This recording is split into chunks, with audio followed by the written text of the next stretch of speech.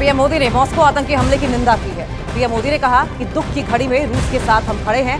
PM ने यह भी कहा कि पीड़ित परिवार के साथ हमारी संवेदनाएं हैं। तो प्रधानमंत्री नरेंद्र मोदी की ओर से मॉस्को आतंकी हमले की निंदा की गई है और निंदा करते हुए ये कहा गया है कि दुख की घड़ी में रूस के साथ हम खड़े हैं, पीड़ित परिवार के साथ हमारी संवेदनाएं भी हैं। और आपको बताएं कि प्रधानमंत्री Narendra Modi Russia Ukraine war के समय भी समय समय पर पुतिन से फोन पर बात करते भी रहे हैं। और हमने ये भी देखा था कि रशिया यूक्रेन के बीच में जब वॉर छिड़ी थी तो किस तरीके से जब न्यूक्लियर अटैक किया जाना था पुतिन की ओर से, यानी कि रशिया की ओर से यूक्रेन पर, तब किस तरीके से प्रधानमंत्री नरेंद्र मोदी ने पुतिन को फोन करके मध्यस्थता की थी, इस वॉर को, न्यूक्लियर वॉर को रुकवाने में एक बड़ी भूमिका निभाई थी। और अब प्रधानमंत्री नरेंद्र मोदी का मॉस्को आतंकी हमले में जिस तरीके से यह अटैक हुआ है, आप देखिए कि हमले की निंदा करते हुए उन्होंने दुख की घड़ी में रूस के साथ सॉलिडेरिटी दिखाई है, कहा है कि रूस के साथ हम खड़े हैं।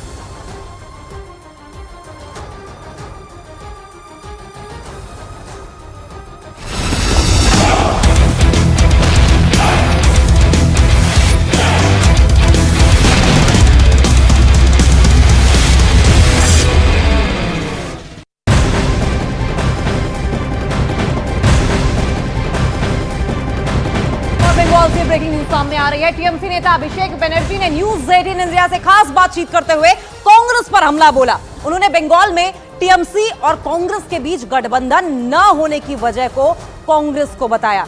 तो बड़ी अपडेट यह है कि अभिषेक बनर्जी की ओर से कहा गया है कि टीएमसी और कांग्रेस के बीच में अगर गठबंधन नहीं हो सका है तो उसके पीछे वजह कांग्रेस ही है। अभिषेक बनर्जी ने पहली बार किसी हिंदी न्यूज चैनल को इंटरव्यू दिया और इस इंटरव्यू में कांग्रेस, बीजेपी और संदेश खाली के मुद्दे पर बेबाकी से अपनी बात रखी।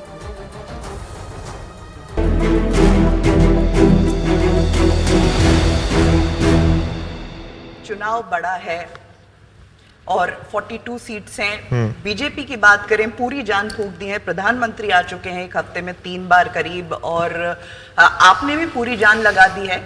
बीजेपी की तरफ से तो टारगेट 25 है फिलहाल। मुझे तो लगा था बीजेपी का टारगेट 35 है। कुछ दिनों पहले जब देश के गृह मंत्री अमित शाह जी यहाँ आए थे तो उन्होंने 25 का टारगेट रखा था।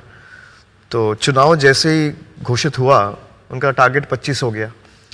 मैं कोई एस्ट्रोलॉजर तो नहीं हूँ, ऐसे टारगेट तो नहीं दे सकता हूँ, पर बीजेपी जब भी अपना टारगेट रखा है उसका आधा बीजेपी को मिला है, आधे से भी कम मिला है। 200 का टारगेट रखा था इन्होंने 21 में, और नतीजे क्या आए ये आपके सामने हैं। तो उसी तरीके से उन्होंने टारगेट रखा है 25। वो उनका ठीक है, कार्यकर्ता को थोड़ा मोटिवेट करने के लिए वो टारगेट रखना बनता भी है और हर पार्टी करता है।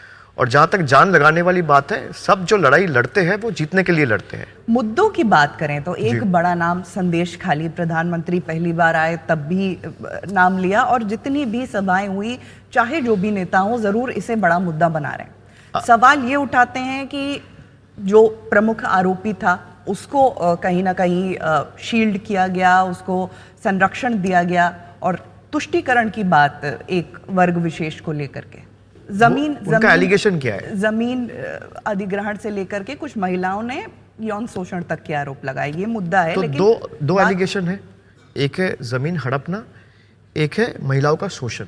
ये 2 एलिगेशन आप लगा रहे हो। किसके खिलाफ आपने लगाया?